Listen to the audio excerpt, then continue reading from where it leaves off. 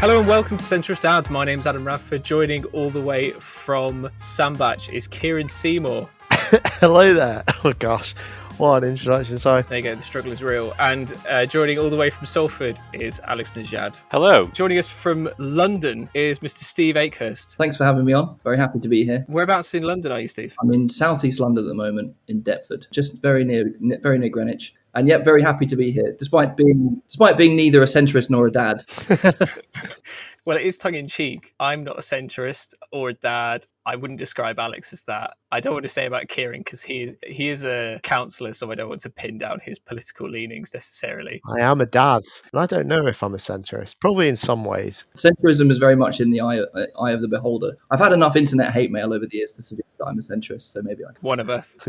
Steve is a political analyst. He's on to talk about the blue wall. Steve has written a couple of articles which have raised a lot of interest recently in the Times, I believe. Yeah, on the Redbox website, where they just slightly rebadged something I'd written for Substack for the local elections. Yeah, so it got quite a lot of interest. So I'm looking forward to talking about it today and teasing out some of that stuff. I guess let's just dive right in. Really, what is the blue wall, and what are your main takeaways from your article? I tongue-in-cheek call it the blue wall, and what it is it's kind of the conservative equivalent of the red wall to some degree, right? Which is these are, if you think of the red wall as places that were socially conservative but economically left-wing, that have been moving away from the Labour Party over successive elections. My argument is that there is an equivalent of that for the Conservatives, which are socially liberal, economically centrist, maybe economically ambiguous, but certainly socially liberal places that they have held for successive elections, in some cases going back quite a long way, in some cases more recent, but they've definitely held them fairly consistently. And where they are now starting to move away from the Conservatives, partly as a result of Brexit, partly a result of demographic changes.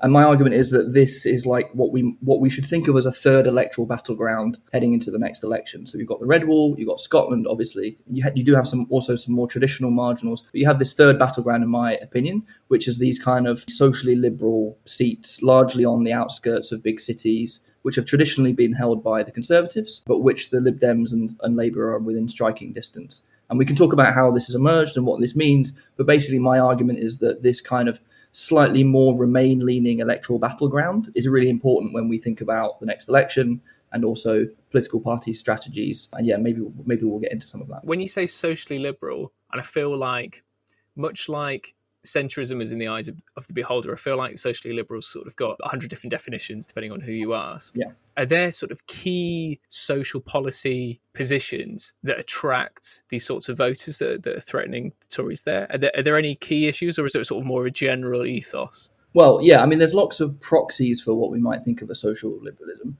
In the way that there's lots of proxies for social conservatism. They will be things like they'll be slightly more liberal on immigration. They'll be slightly more liberal on cultural issues like LGBT issues, perhaps. They'll be definitely be more pro-Remain on average. They'll be just kind of, I use this word very advisedly, but like slightly more woke on some of these kind of more cultural issues. In the academic literature, they'll show up as being, for example, much more anti-death penalty, much more anti-censorship, like much more anti-strict parenting. Like there's lots of different ways you can define it, some of which are like academic and some of which are current. But those are broadly the kind of things that I would think of when we're talking about social liberalism, basically. The economic axis is a whole different thing, but that's what we mean when I say social liberalism, that's what I mean. And actually, like Remain is a very useful proxy for that kind of stuff, such as it is. And these areas do tend to be more Remain-leaning for a bunch of reasons. Where are these areas then, Steve? That they tend to be in England. There are a couple in Wales.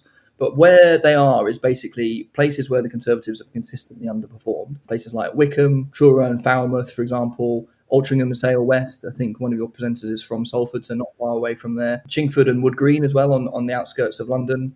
Hitchin and Harpenden and North Hertfordshire. Like we're broadly looking at places mostly in England, not quite in cities, but on the outskirts of cities. I'm going to say Wickham is one as well, as a classic one. I grew up in Hove, so not far from Hove is Worthing, East Worthing. That's another kind of classic one, which has been moving away from the Conservatives. Tim Loughton, exactly. And the reason they're changing is not just because they have more of these socially liberal voters, but also because the housing market is pushing more of these kind of younger voters, more anti-Tory voters out of these big urban areas into these kind of suburban areas. And also, frankly, millennials, maybe like us, I don't know, are growing older, looking to settle down, buy a house somewhere more affordable than the big cities, and they're moving out into these places, as I said, and that's why they traditionally are being found on the outskirts of big urban areas. So take Worthing, for example. As I said, people are being pushed out of Brighton. Hove is also now too expensive, so they're settling to Worthing and Shoreham. That is having a big impact on the electoral dynamics of these seats, which were once kind of very predictably conservative. Is this going to be the story of the next election? I should probably not over-egg this, which is that there are, I would say, roughly 40 or 50 seats that I think are like up for grabs in this kind of blue wall area. Anyone with a calculator can work out that that is not going to, on its own, see Labour Party win a majority, right? It might be enough to see the Conservatives lose their majority, but it's not the only battleground to think about here. So the red wall still matters, Scotland still matters, but my contention is just that there's this third battleground that is also worth thinking about. Westminster in particular is very, very focused on the red wall because it is definitely important, but that over-focus neglects some of these other areas. And I think that is important when we think about policy and how the Conservative Party in particular approaches what we might call cultural war issues. At the moment, they think that like being, war on woke, very socially conservative, they think this only costs them votes in Islington. But my argument is actually I don't think it does. I think it costs them votes in these kind of battlegrounds as well. Now, maybe that won't be enough to cost them an election. The red wall is still really important. The local elections show you that, if nothing else. So let's not get too excited. We can also get into some of the details of how these could be, what circumstances in which these blue wall seats might be more important, might be less important. But I think they are definitely relevant. They are one of three battlegrounds. So yeah, let's not forget the other two, but also let's not forget that third one. What do you think this is stoking resentment in the traditional Shire seat constituencies, where you've got this heavy emphasis on areas such as the Tees Valley, Freeport, and all this investment that's going into the old market towns? In the so-called red wall seats, where they've been given the towns fund deals. Do you think this is stoking resentment in those traditional Shire areas when there's already a dissatisfaction with how Brexit has been handled? There's a couple of different theories on why this problem has emerged. One is essentially on economic lines, that these places feel neglected by the Conservative focus on the north.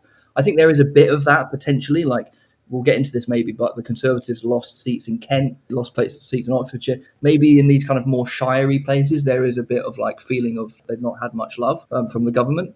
But my argument, I think, is probably that it's less about economics and that it's mostly more about culture, particularly in these cities that are less shire, these kind of places that are less like shires and more like kind of outer city areas on like the outskirts of cities.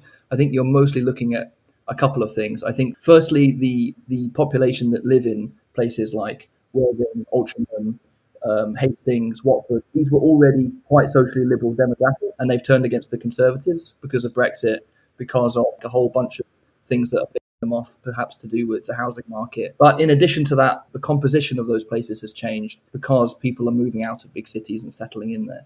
So if that makes sense, if you've basically got a lot of these places they're just much more likely to have graduates, people under 40, people that privately rent, things like this, right? So I think that it's primarily those factors that are leading the shift against the Conservatives in these places. I could be wrong, I don't think it's just or even mainly about the North is getting all the money. That may come into it in this Parliament, and that's definitely something worth keeping an eye on. But I think I would mostly say that it's largely cultural, which has become countercultural to be Conservative if you're under 40.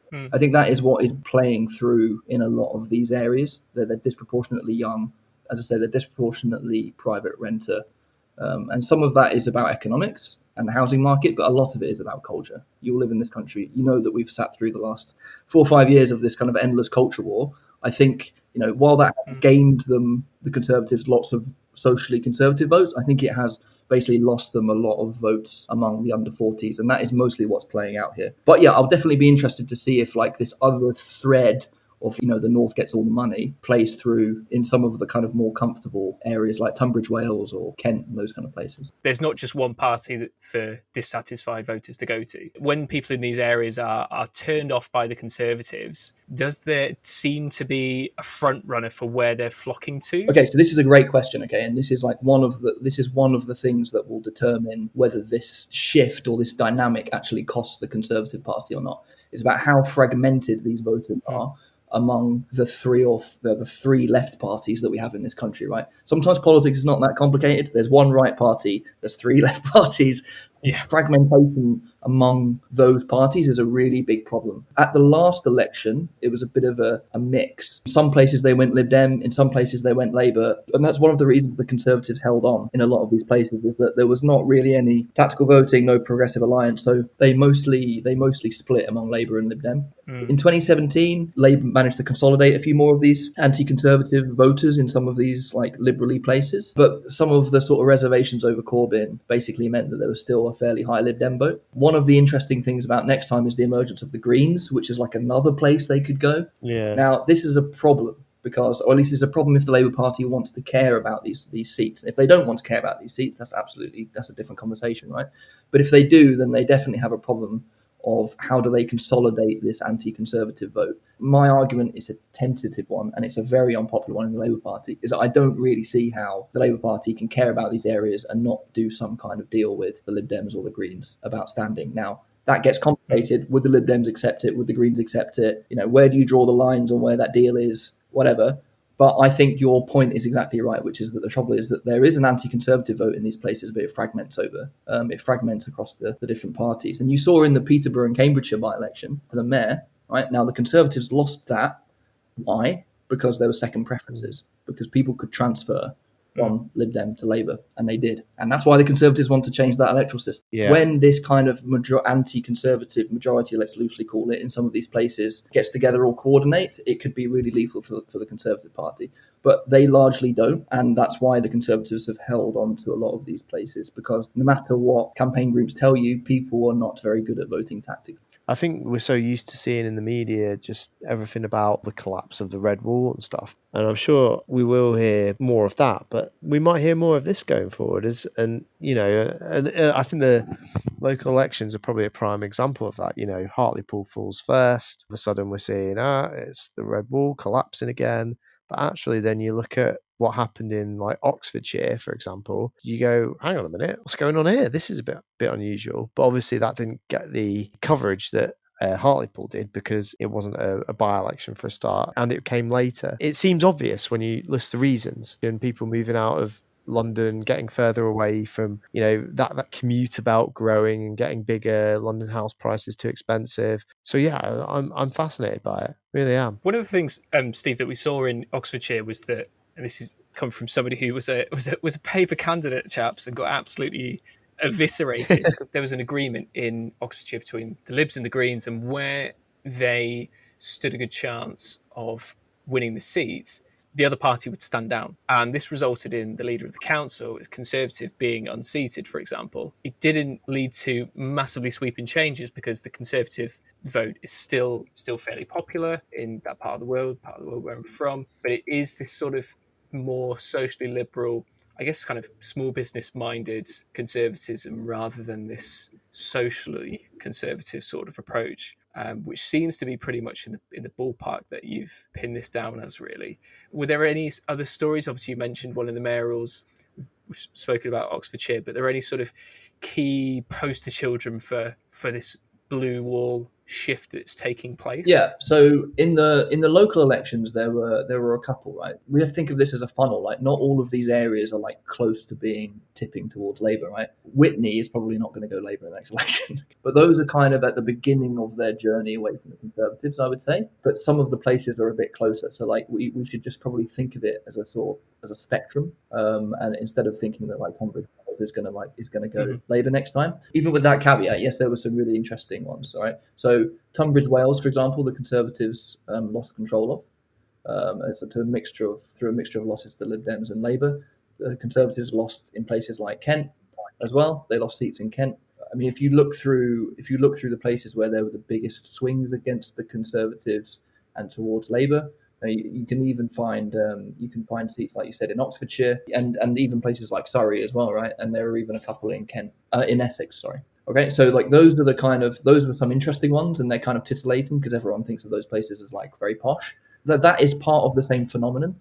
But the ones that I was the most interested in are basically the wards that sit within some of these constituencies that I think are basically marginal now. So, for example, like I said, Worthing, the Conservatives lost a lot of seats on both the county council there and on the actual council. In Truro and Falmouth, the Conservatives lost wards as well. They also lost one in Canterbury, as we've already seen that seat go Labour as well, right? I think in Trafford Council as well, the Conservatives lost a couple of seats, and that's wards within this Altrincham and Sale West constituency that Graham Brady has. That's very marginal. So that was very interesting. There were numerous kind of places, I would say, which are more interesting within the local elections because they sit within these constituencies that are up for grabs next time. I feel like I've hit a bit of an epiphany all of a sudden thinking about what you're saying. But I may be wrong, so correct me if I am. But it feels like the cause of the blue wall, I know where this is going, possibly collapsing, may well be the centrist dads. Yeah, as I understand it, both the Labour, Lib Dems, and the Greens have just piped your podcast into some of these areas, just slowly chipped away at the Conservative hegemony. If you're a conservative, you're a conservative strategist, right? I could be. I'm not outing you as a conservative strategist here, I hope, Steve. How do you think they can possibly straddle these two vastly different electoral areas where they're trying to appeal to the red wall and sort of more socially conservative areas, whilst also shoring up their shire areas? Is that an impossible task that they've got ahead of them? Are they going to have to accept that they're going to lose some out? Or is it something that you think feasibly under Boris Johnson that the Conservatives will be able to pull off? Yeah, it's a good question. And look, their dilemma is in some ways, or their choices are the reverse of the Labour parties, right? So like both parties have this three basic options. They can either double down on the red wall, they can double down on the blue wall, or they can try, probably the most sensible thing to do is try and find a balance between those two. And if they want to do that, there's probably a couple of different things that they need to do, in my opinion. They are just finding their way around this at the moment, I think. For the most part, it's probably about just being slightly less antagonistic on culture war stuff. They found a place where they're quite good. Again, I don't say this as a value judgment, whether I approve of it or not, but they're quite good at sending signals around cultural stuff. So they're, immigration and stuff like that, without kind of going out of their way to like trigger the libs. When they do that, I think it's quite effective because it sends a signal to the kind of red wall voters, but it doesn't antagonize all of the kind of that conservative vote behind so much that they go and they coalesce around Labour. That's what happened in 2017, right? May pissed so many people off. There was so much negative partisanship. There was so much desire to just not have the Tories win that the Remain vote coalesced around Labour. And obviously Corbyn had a good campaign and that played a part as well. But there was an element there where the Conservatives overplayed their hand, with the Citizens of Nowhere stuff. If I was them, I would just try and tone down some of this stuff a little bit. I thought that the handling of the Sewell, the race report stuff was really quite toxic, to be honest with you. And it pissed people off beyond Islington or Hackney, right?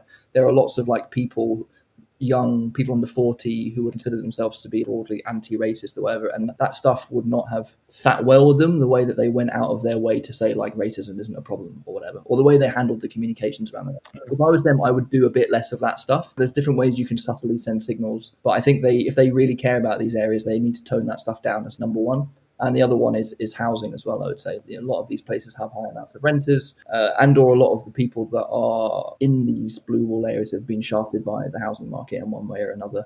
So I think that as an issue is very important. Also, things like climate is a disproportionate concern for a lot of these kind of blue wall voters. So if they want to staunch the bleeding, as it were, in these areas, those would be the three things that I would think about. It's an open question as to whether they really want to do that or not, because they could also make the calculation that the anti-Tory vote is going to split itself in these places. So let's just kind of lean into the red wall stuff. Culture war stuff gets really good cut through. Our newspapers like it.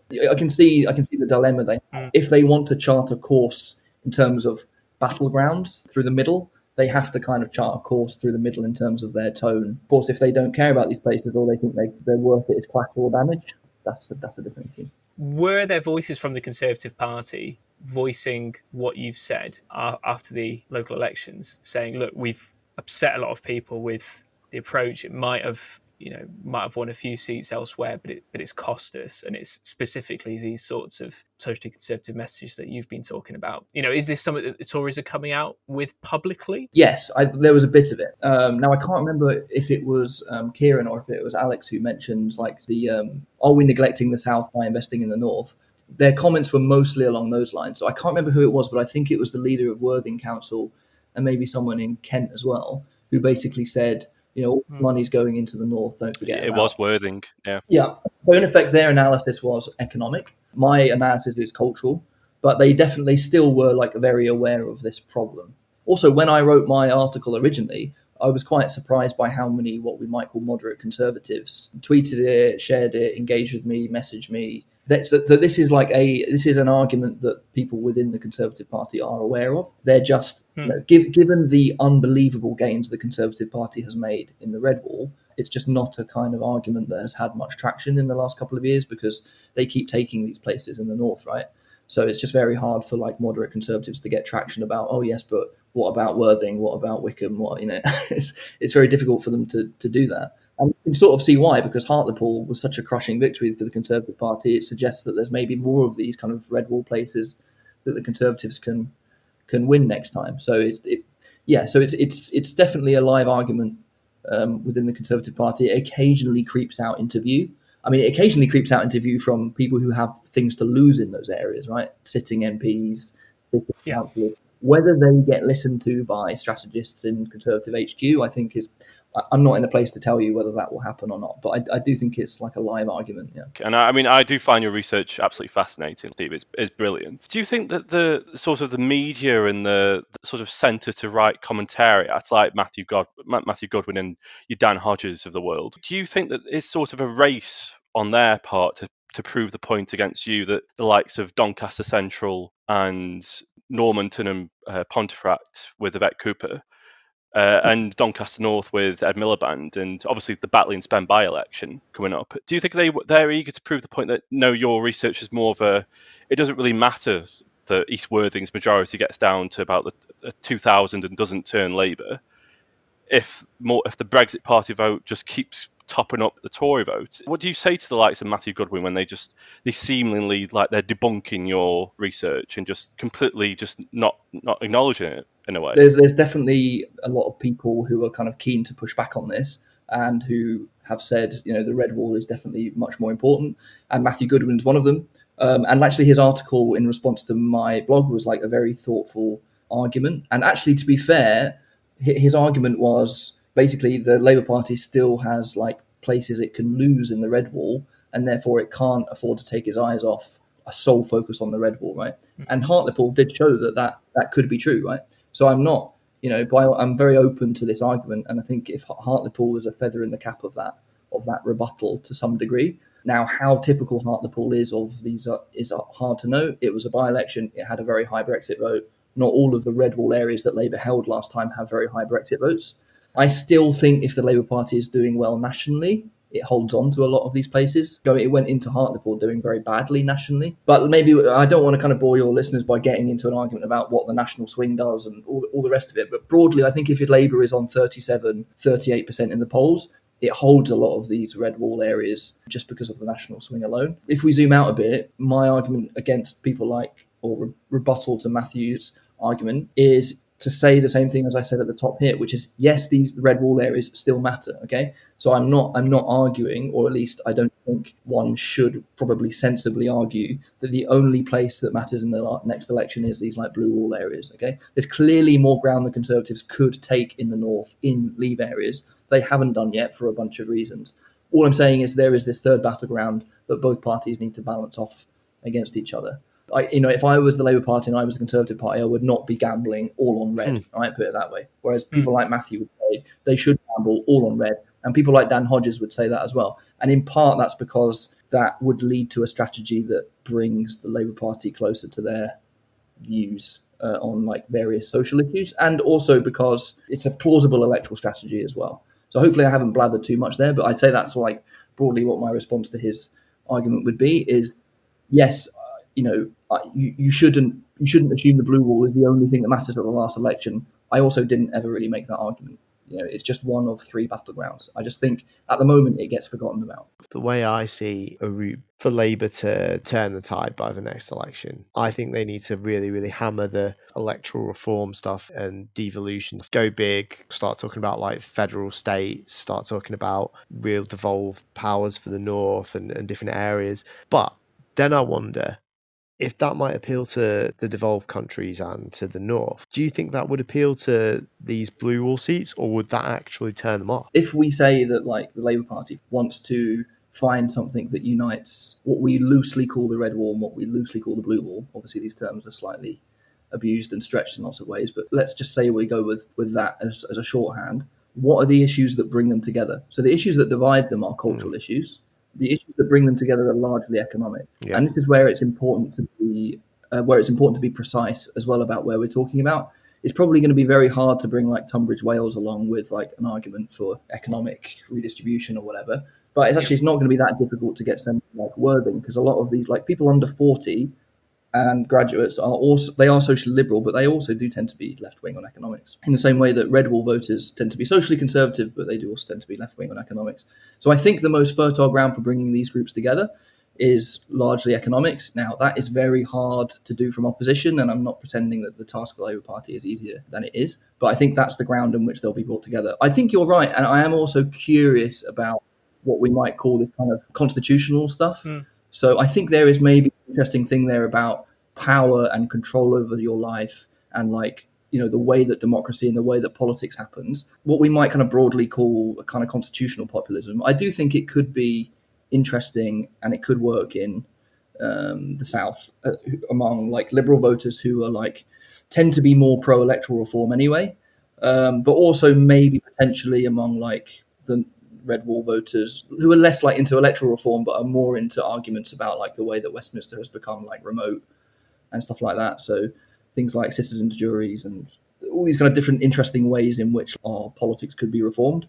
I don't know. I haven't seen any research on this, but I do think that is also like an additionally interesting thing to think about. It's not just economics, but also basically what we might call constitutional reform, which gets easily dismissed as like a liberal fad. But I think if you frame it in the right way, it is interesting as a thing about like basically power and control over your life. As long as it's not too anti-London, but like as a kind of anti-Westminster thing, the way that politics gets done. Like there is still a lot of like disengagement and discontentment in some of these red wall areas about like the way the country is governed. Now, the Conservatives have a monopoly on that at the moment. I'm not saying, as I said, go out there and start arguing for proportional representation or something, but I think there's like an interesting argument there in addition to the economics about power, basically, how much power people have over their lives, how much power people have to influence their local area. Yeah, or like House of Lords, abolishing House of Lords, and that could be quite popular all around, I guess. Yeah.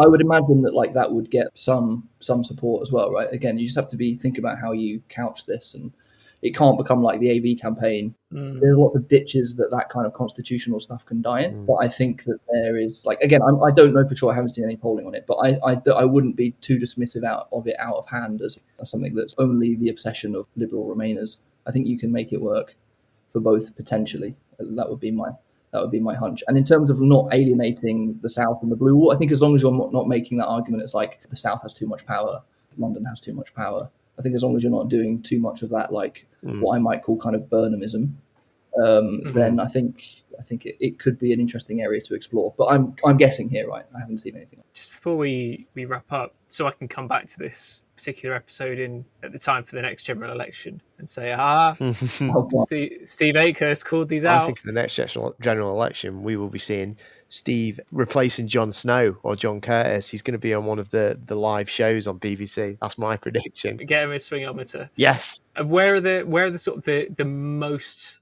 at risk of falling places in the blue wall? Okay, so yeah, I mean, well, firstly, I'll never claim to replace John Curtis or anyone like that.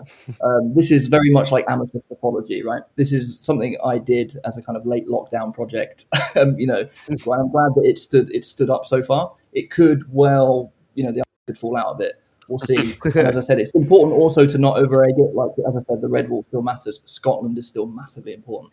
But in terms of where to look at the next election, I'd say there's a mixture of places.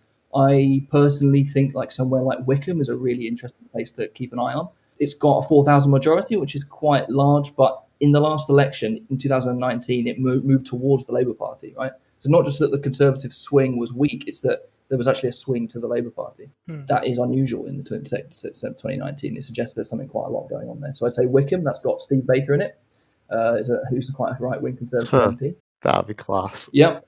I'd say the other one is Wimbledon, which is Lib Dems are in second place in. That's a three-way marginal, and that's one of the reasons the Conservatives might hold it. But if the Labour Party and the Lib Dems can kind of get their shit together somehow, or there's some kind of tactical voting or something like that, that could be a really interesting one. Another one where the Lib Dems are quite close is Esher and Walton, which is Dominic Raab's seat. Oh my God, Steve, don't get me too excited. Can you imagine a teary Dominic Raab crying into his Pret sandwich on the way home? That would make my night. Not to piss in your chips too much here, but the risk here again is that the Labour Party does quite well nationally and they chip away at the Lib Dem vote in that area. But if the Lib Dems do well there and there's any kind of tactical voting from the Labour Party next time and there's any kind of shift away from the Conservatives nationally, I think that seat will go.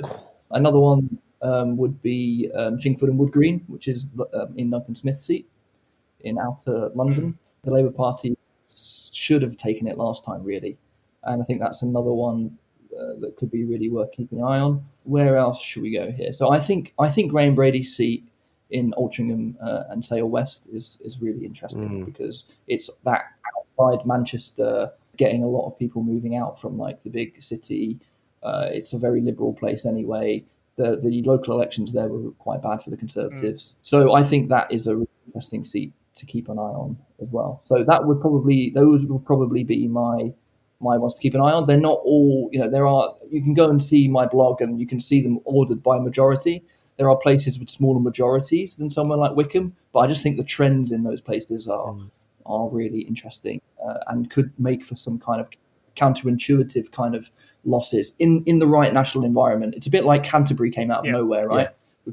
But the underlying shifts that were happening in 2017 meant that it fell. I think there's a couple of ones like that worth keeping an eye on. A caveat here is that if the Labour Party continues to be 10 points behind in the polls, none of this matters. Right? So this is all predicated on like a competitive politics, right? So the Labour Party claws back to maybe 3 or 4 points behind.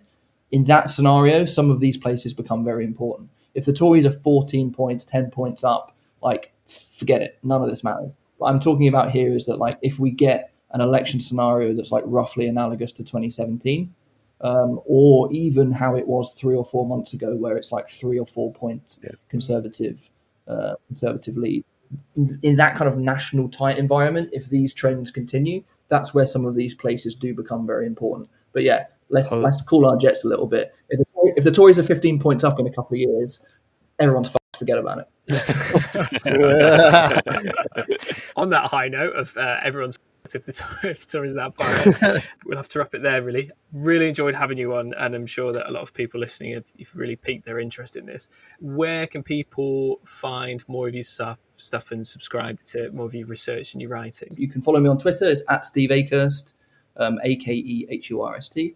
And I have started a Substack with my friend Tom. It's called Strong Message Here. So strongmessagehere.substack.com. And that is largely a Substack about political communications, kind of like campaigning communications. Like I work in the NGO world doing issue campaigning. So most of the stuff I write for that will be basically about progressive communications on climate or other issues. But I do occasionally throw in, and I will occasionally throw in a bit more like amateur electoral analysis, such as this. So yeah, please do subscribe to that if you're interested in that range of things. That's strongmessagehere.substack. That's great, Stephen. There's also a link to your Redbox article as well in the show notes as well. But thank you, honestly, so much for coming on. It's really interesting to talk to somebody who really knows this, inside and out. So it's been really interesting. So thank you, and be good to talk to you again when we see perhaps some of these potentials bear fruit. Really. Yeah, thanks a lot, Steve. Yeah, brilliant. I was really hoping that Uxbridge and South Ruislip might have been in your top 5, but unfortunately not. Christmas is a long way away, Kieran. Maybe in 20 years' time or something. God, well, if Boris Johnson's still MP in 20 years' time there. Oh, dear. No, I mean, like in theory. Sorry, we've ended here, so I can't go into this more, can I? Go for it. Go for it, yeah. In theory, it's one of those ones that's at risk. But yeah, probably it's going to be a bit of a stretch to see a sitting Prime Minister lose his seat. But, I'll tell you what, let's just finish it. It's one of those at risk. I'll take that. Whatever straws need to be clutched at this point. I think the kids call it hope. Maybe we should leave it there. Thanks very much, Stephen. Much appreciate it. Speak to you soon. Thanks, Steve. Thanks a lot.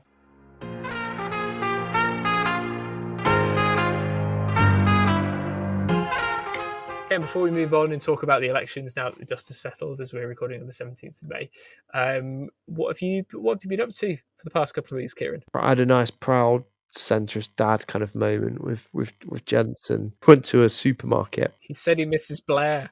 Yeah. They have those like salad bar things, which contains very little salad and lots of pasta and hummus and middle class products. I gave him the option of which bit do you want to put in, like bacon bits, or you can put in this, and held up a falafel, and he chose the falafel. So that was a proud. Not to completely take the shine off that proud dad moment though, but did you as you were offering up these two options to him say, do you want this bacon bits, or do you want this? It's exciting ball of wonder. In my head, I was completely neutral and fair and impartial. I was BBC. So you're impartial in that. Probably more middle class than I currently am. Sometimes he has avocado and cream cheese on toast for breakfast, which I've never had for breakfast. Can you share the age of your child? 2.5. For context. 2.5. 2.5. 2.5. Do you guys remember this children's book called Avocado Baby? No. Avocado Do you Baby. remember this? Avocado Baby, which is possibly the most middle class children's book. Now that I'm old enough to realise it, imagine Popeye, but with a baby and avocados instead of spinach. It's a baby that becomes super strong and can do anything. This was like one of the most popular books in my primary school. Shock horror listeners. My family during my lifetime has transitioned into a middle class family, and this I herald as a key part of that transition process. Avocado Baby. That wouldn't be a serious book in 2021, would it? That would be a jokey book that the parents read that the kids have no idea what's going on in. Alex, not feeding your child avocado and foie gras and Gravlax on sourdough. What have you been up to? I had a nice long weekend and went to the zoo. Saw very few animals, who I can only assume that they were asleep. But it was nice just to get out in the open. Drank a lot of martini. Not at the zoo. That was afterwards. And just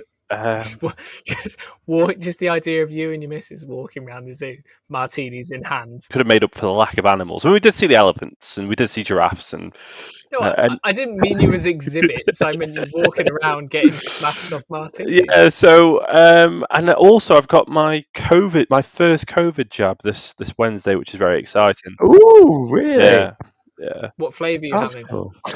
AstraZeneca. I am getting the Pfizer vaccine. Oh, Pfizer.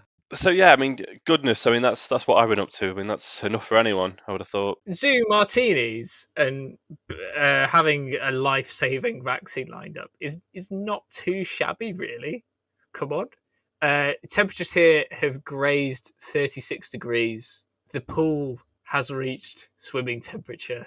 I'd stop whilst you're ahead, Adam. I mean, we've had rain constantly. It's just been abysmal. It's cold. It's not cold, but it's cool. Was it like 2 weeks ago we had snow or something stupid like that? You had snow? Yes. Just want to give a quick shout out to people who've been listening around the world. We have had our first listener in Northern Ireland. We didn't have a listener in Northern Ireland, or at least not somebody who shares their location data with a podcast provider. And also, this is going to make you very happy, Kieran, as a Welshman, albeit a plastic one. We had our first listener in Wales. Oh, yeah. We've had listens in Long Beach. We have more listens in El Segundo, Dallas, Roehampton, Lee, Barcelona, Leeds, Wallington, Sheffield, Boydton, Pescador. Never heard of it. Brilliant. Somewhere in Italy that I can't pronounce. Cava de Tirreni. Southampton, Ruthin. No. Epsom, South Norwood. I'm just skipping through. This sounds like the Blue Wall Seas. Auckland, Burgess Hill, Harrogate, Ilfracombe, Montreal, Glen Rothes in Scotland, Largo, Surbiton, Tampa. I had a few more Americans, guys. This is very exciting. I'm very sorry, Americans, because this next half of the podcast is going to not mention America Yeah. Alex, I'll let you introduce what the next half is about. I mean, gosh, where to begin? I mean, the dust has finally settled over the long and protracted weekend of the 2021 local election results. We, of course, saw Hartlepool fall to the Conservatives with a huge majority. I mean, what is it? Is it nearly is it 7,000 majority to the Tories now? The Labour vote completely collapsed. Labour obviously chose a poor candidate in Paul Williams, really, and the Conservatives chose arguably an even worse candidate in Jill Mortimer. But she won with a 6,940 majority, and I say she was a bad candidate in that she was hidden from the media. So that's Her sorry to interrupt, Alex, but I have to, just when you saying that she was bad, did anyone see her in one of her interviews after she got yes. And Have elected? I Got News for You? I saw the Yeah, and it was just like, what are you going to do? Oh, I've got big plans. What are your plans? Oh, there's a long list. What exactly is on that list? Oh, it's just a long list of plans. Terrible. There was an independent, Sam Lee, that came third. She's a local businesswoman. She's an entrepreneur, set up her own business. I don't know anything about her position, right? I don't know anything about her politics. She pulled in 9.7% of the vote. That's pretty fucking good.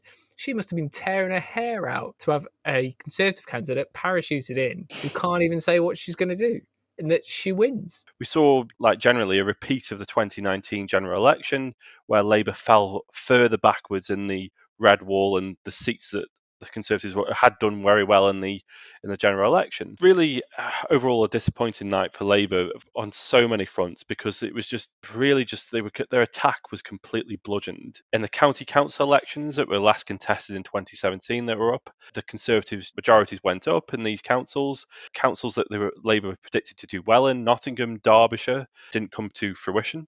Labour have fallen even further back in these county councils, traditionally shy of Tories anyway, but it's still depressing for Labour.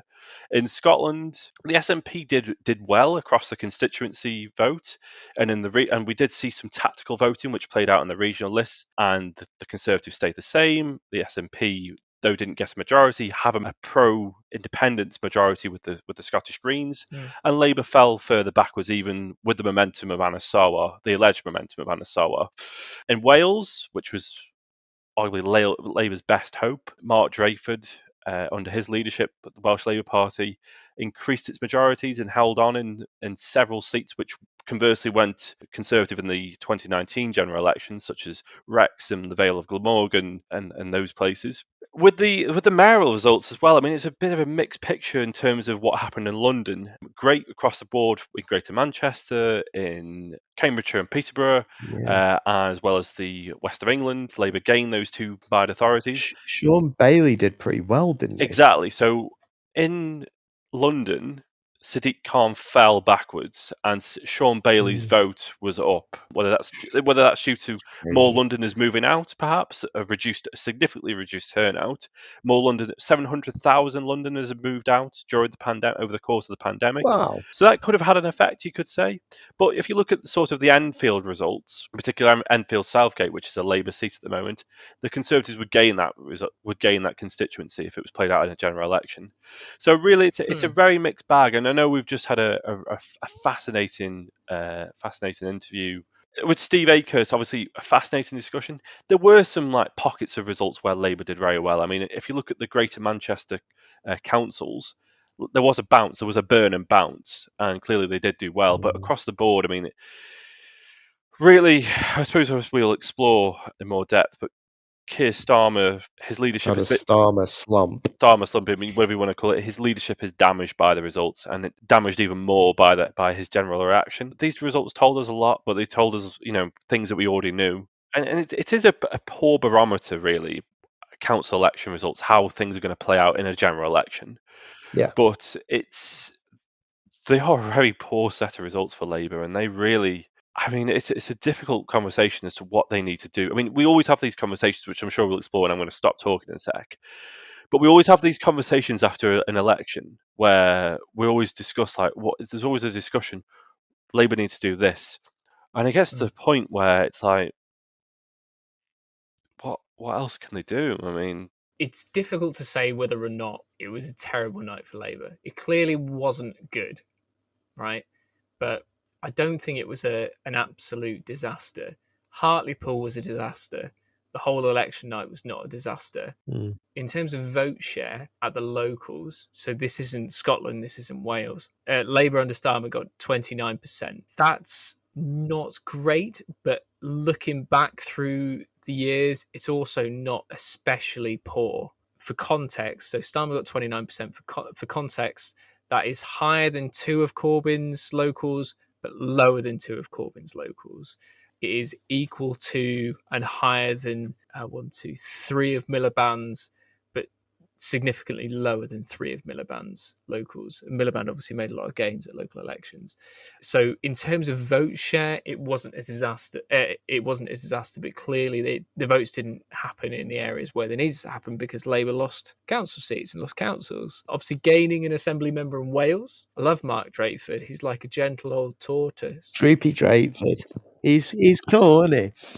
But the thing is, he's not cool. This is the great thing. It's like in this age of bombastic bullshit merchants, you've got somebody who's quietly spoken, sensible. Just gets on with being a politician, doesn't care about clinging to power. I love him even more because he also trained as a teacher then a social worker. Did he? Yeah, really rates it. I mean, one of the things he said is that the handling of the vaccine rollout in Wales seems to have helped him, I think he said, and sort of how the lockdowns. Generally in Wales, he was considered to have done a good job. At times it was frustrating for people because he was a bit more conservative and strict with easing of lockdown and restrictions. But overall, that actually paid off, and people in the end actually were quite happy with how Wales did in comparison to what was happening in England. Mm-hmm. So that definitely paid off for him in the results. And he's also not staying. He's said that he's leaving in this parliament, I believe. So, he's just a guy trying to do his best for the country. And I think that just came across quite well with him. Also, they're doing some quite interesting stuff policy-wise. So this week they've said they're going to trial the first ever universal income. Amazing. Surely if Drakeford's doing that, then that's got to be a policy that has been discussed or thought through with the central Labour office machine in Westminster.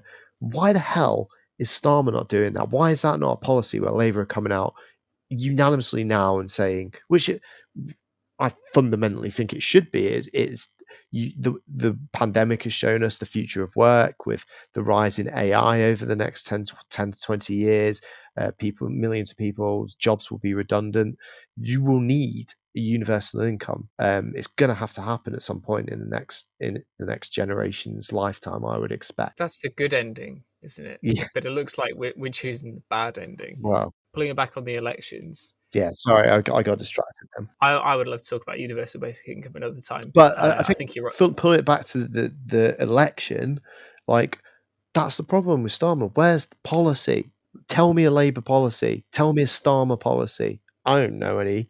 I can't think of one. Why has he not come out and said, bam, universal income will be part of our manifesto? It's not ridiculous. It's not going to be unpopular. Because there's not been a party conference and policies haven't been proposed, voted on and approved. This comes back to what Alex said. What's the point in the Labour Party then if we have to wait for a party conference to decide things, which, given how splintered Labour is anyway, might not even get through? Starmer was elected on a slate, rightly or wrongly, wherever you position of the political spectrum ideologically. He was elected on a policy platform under his leadership election, and why didn't he just carry them in the local elections? These were his policies. If he was if they were good enough for the Labour Party members, why did he just drop them? I know he says that.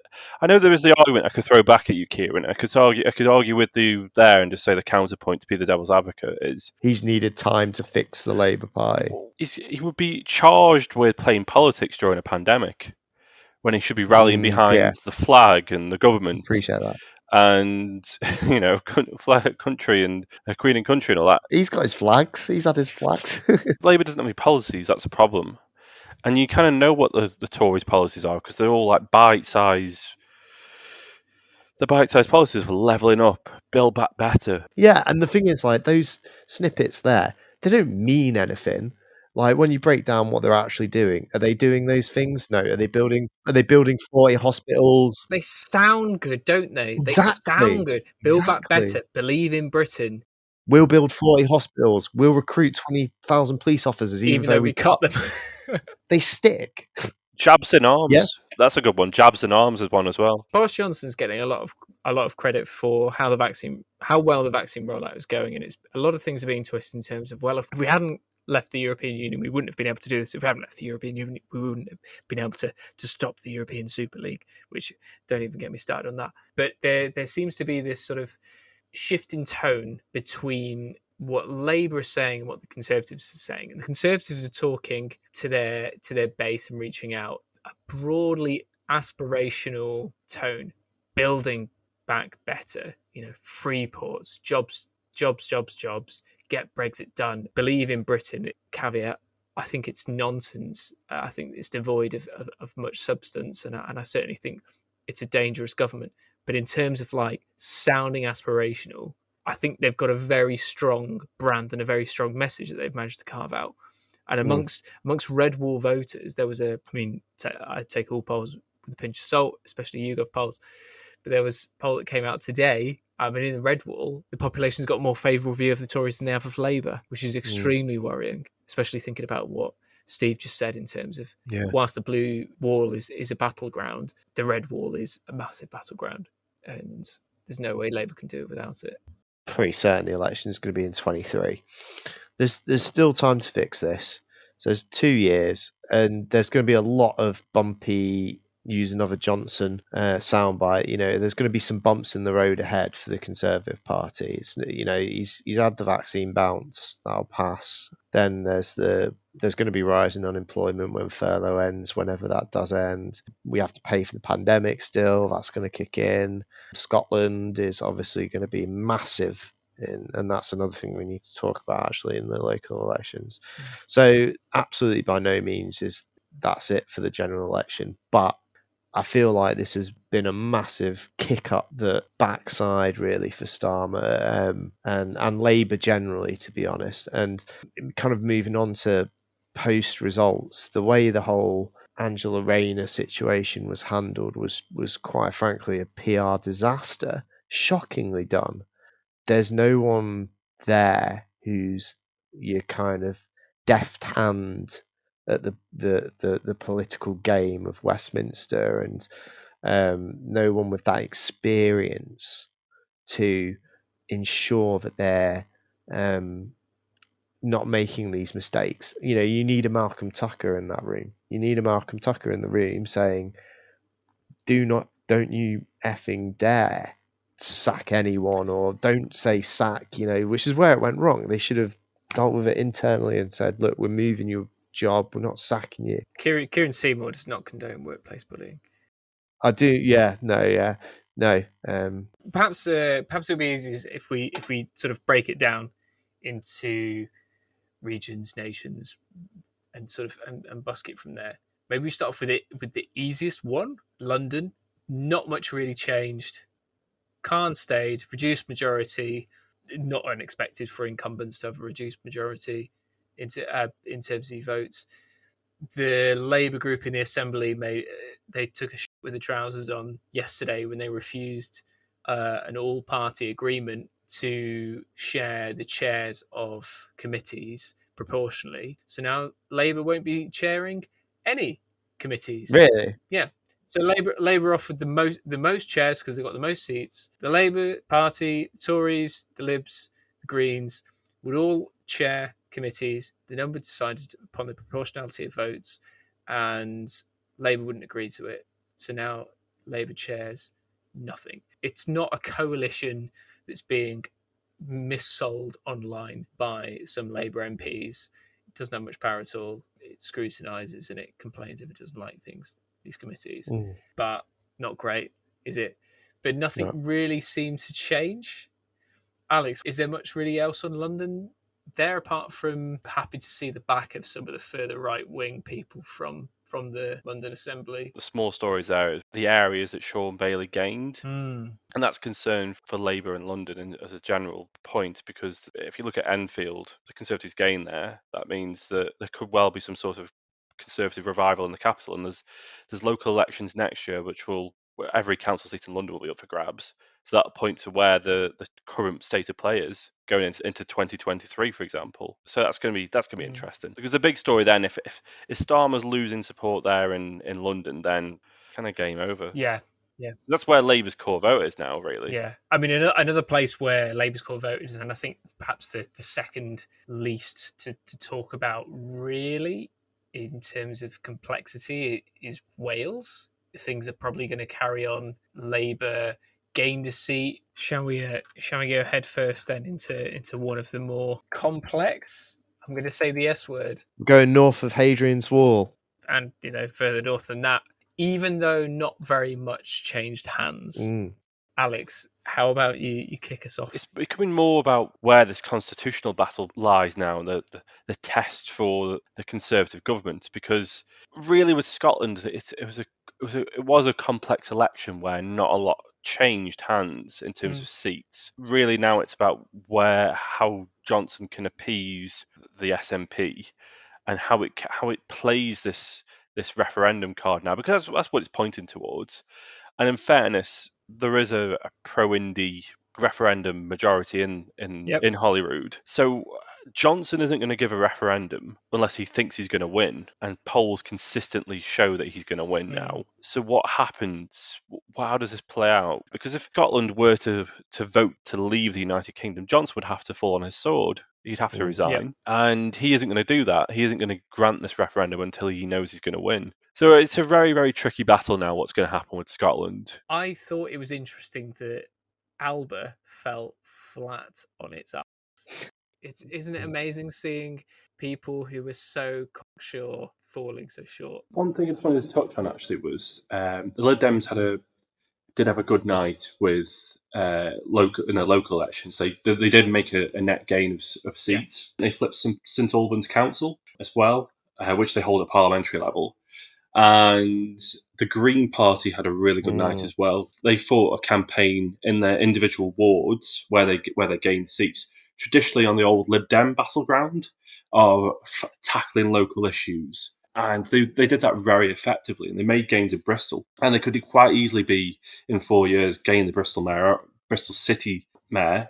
The key thing within Bristol to take note of, apart from the fact the Greens came second in first preference votes, is that they got the most second preference votes rather than Labour.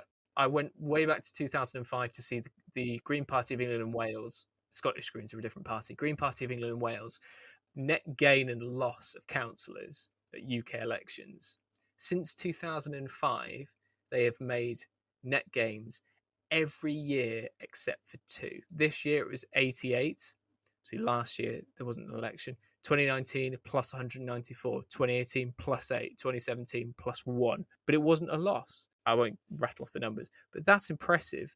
There's something about how they get a foothold like they did in Solihull, over a decade ago, and they're serious contenders in Solihull now. It's almost like there's this giant issue facing the whole world that slowly is dawning on people isn't a lie or just going to go away and is a serious problem. Long may it continue, and it's just a shame that it's only at a local level that at the moment they're having those gains, because we have a terrible, terrible system for voting for the Westminster Parliament, where they don't get the representation they should be and don't get to have the influence on policy they should be. But with that influence can come from somewhere. We mentioned it in a previous podcast, actually. UKIP didn't have a big parliamentary representation. True. But when they spooked the Conservatives, they committed to a referendum. It didn't need to happen, a European referendum.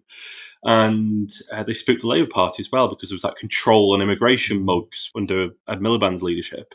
So the Greens can influence. And I think if the Greens continue to make gains and continue to be competitive at parliamentary level and may get the odd seat here and there, then the main parties will have to sit up, because that's when that's when the influence will come, that they'll need to do more about climate change. and commit to more reasonable policies at a more accelerated rate, perhaps. That's true. That's a good point. That is a very, very good point. And also, I think we've got to look at the power of the metro mayors as well, though I don't think Labour as a party can rely too heavily on that. I think they've become excellent spokespeople. You look at Andy Street, he's well known in the West Midlands. You look at Andy Burnham, he romped home. Yep. Andy Burnham, future leader of the Labour Party. Yeah, I think he's clearly got a pull to him, and I think he's got more of an authentic side. But I think there's one point I wanted just to raise on the alliance that we've discussed throughout the podcast, is the Progressive Alliance. It would take some real guts by Keir Starmer or any Labour leader to admit that they can't, one, win a general election anymore, and two, you could argue that Labour can't now get its acting gear because it can just punch itself in the face constantly. They'll get 30% of the polls, for example, and not stand in certain seats. And that'll somehow bail them out just because they want to have a conversation with themselves, a self-indulgent conversation. That's all wings of the party as well. It's not just, you can't just pin this all on Jeremy Corbyn. You can't just pin this on John McDonnell and co. There has to be responsibility on this leadership that's just confusing them. He just had a very bizarre reaction to the election results. It was just weird. So I think it's a big year for Keir Starmer. The only bonus is that the Labour rule book dictates that if the leader does not want to stand down, the leader does not have to stand down. It's not like the Conservative Party. No Labour leader needs to stand down if they don't want to. You have to go of his own will. I don't think Ed Davey is a Prime Minister in waiting. But it's interesting comparing the response from Ed Davey to the election results and the response from Keir Starmer to the election results. Because you're right, I think Starmer did have a weird reaction to the election results, right? The Liberal Democrats gained one council, like you said, St Albans, and they gained 8 councillors to bring it up to 588. So it's not great. Ed Davey was reacting to this like it was this huge election victory, and he was praising the people who were pounding the pavements and knocking on doors and ringing people up, and really praising his activists and praising the candidates that won and candidates that didn't win that put up a good fight. And you listen to him and you're like, yeah, hell, the Lib Dems must have had a great night. And then you look at the results and you're like, no, you're over-egging it a little bit. Compare that to Keir Starmer, where, like you said, Andy Burnham romped home. He won in every single ward in Greater Manchester. Tory wasn't even close. I was a very poor candidate as well, very poor populist right-wing candidate as well. Gain in Wales, stopping the bleeding in Scotland.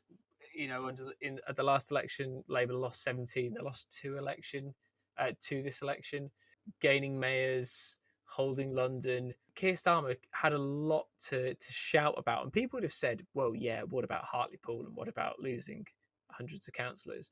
By fumbling around to reshuffle his front bench straight away, and then we had a weird day where nothing really happened. Why would you announce it on Sunday evening as well? Who's advising that? I know, Bizarre. really weird. And then nothing really happened except for Angela Rayner got more jobs. She's got more jobs than the rest of the shadow cabinet put together. Okay, so she was in a position that was responsible for the campaign, but let's not kid ourselves. It wasn't squarely on Angela Rayner's shoulders. It wasn't Angela Rayner's decision in the aftermath of the election to, instead of do what some people did some leaders did in the election and praise their volunteers and praise their candidates and say how awful it is that a lot of councillors lost their seats. He didn't do that. It's not down to Rayner. That's Keir Starmer's decision to not say these things. And I thought that was particularly poor. Yeah. You know, Yeah. It wasn't a massive shock that Anna Sawar, with not very much of a run-in, didn't turn things around in Wales, in Scotland. But there wasn't anything on him from Starmer, really. No. And you think, fucking hell, mate, like, he's leading a national branch of the Labour Party. You've got to give credit where it's due. He tried his absolute best, and it wasn't a disaster. When you spin it as a bad night for yourselves, it's going to be much harder. Yeah, I mean, the most promising things were where there were agreements, like I've already mentioned about in Oxfordshire, and where there were agreements around the country, it worked. People turfed out Tory councillors. Yeah. The main roadblock to a progressive alliance, it's not the Greens and it's not the Lib Dems. No. It's Labour. I think Alex is absolutely on the money in terms of it's admitting that you can't do it as a Yeah. leader. It's also saying you're willing to get into bed with the Lib Dems, which some people, a lot of members resent massively. A lot of members will stay in the party, Labour having proposed and voted on a war in Iraq and voted against consistently investigating the build-up, but they can't stand the Lib Dems for getting into bed with the Tories 10 years ago. Riddle me that. So just to finish now, it's just so in hock to historical trade unionism, folky historical aspects of society, which were obviously noble at the time, like the Jarrow March and general strikes of the past in the 20s. But it's just, if it wants to go down this course of just being so partisan and just so red in the tooth, then it'll never change. You can tell it in all of our voices. We just sound really forlorn and really I mean, yeah. No, it's depressing. It's depressing, isn't it? Really, it's very depressing. Yeah, it is. I feel a bit like Eeyore. Anyway, it is goodbye from the People's Republic of Salford. Thank you, Adam. Thank you. And it's goodbye from the leafy green suburbs in Sandbach. Goodbye. And it's goodbye from me in Spain. Bye-bye.